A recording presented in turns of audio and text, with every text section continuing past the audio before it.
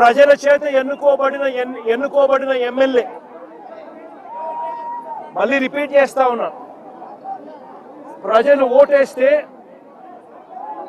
ప్రజల చేత ఎన్నుకోబడిన ఎమ్మెల్యే పరిస్థితి ఏమిటి అనంటే, ఆయన ఇంటిపై వందల మంది పోలీసులతో రాత్రి 2:45 అంటే అర్ధరాత్రి దాటిన తర్వాత చంద్రబాబు నాయుడు గారి డైరెక్షన్ తో ఆయన ఇంట్లోకి వచ్చి, ఎమ్మెల్యే గారి ఇంట్లోకి వచ్చి, ఆయన నిద్రపోతా ఉన్న సమయంలో డోర్లు పగలగొట్టి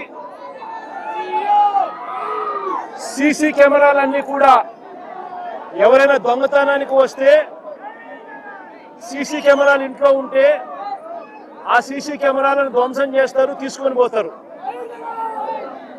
పోలీసులు చేసిన పని అది.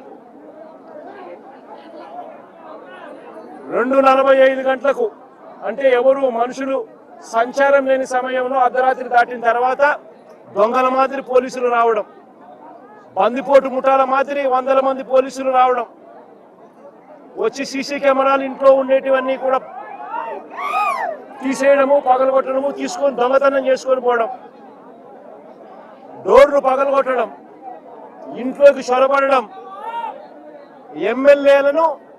ఎమ్మెల్యేను అపహరించుకుపోవడం. నేను అడుగుతా ఉన్నా, ఎమ్మెల్యే ఏమైనా ఉగ్రవాదా అని? ఏం పగటిపూట నువ్వు నోటీస్ ఇస్తే ఎమ్మెల్యే రాడా? పగటిపూట మీరు ఏమైనా నోటీస్ ఇస్తే ఎమ్మెల్యే రాడా? ఇంట్లోనే పడుకొని ఉన్నాడు కదా. ప్రజాస్వామ్యంలో జరుగుతా ఉన్నది ఇది. ఇంకా ఆశ్చర్యం ఏమిటో తెలుసా?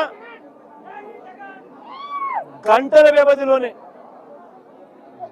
వ్యవధిలోనే టపా టపా టపా అని చెప్పి ఎమ్మెల్యే మీద 3 కేసులు పెట్టారు. ఒక కేసులో 34 మంది మీద, ఒక కేసులో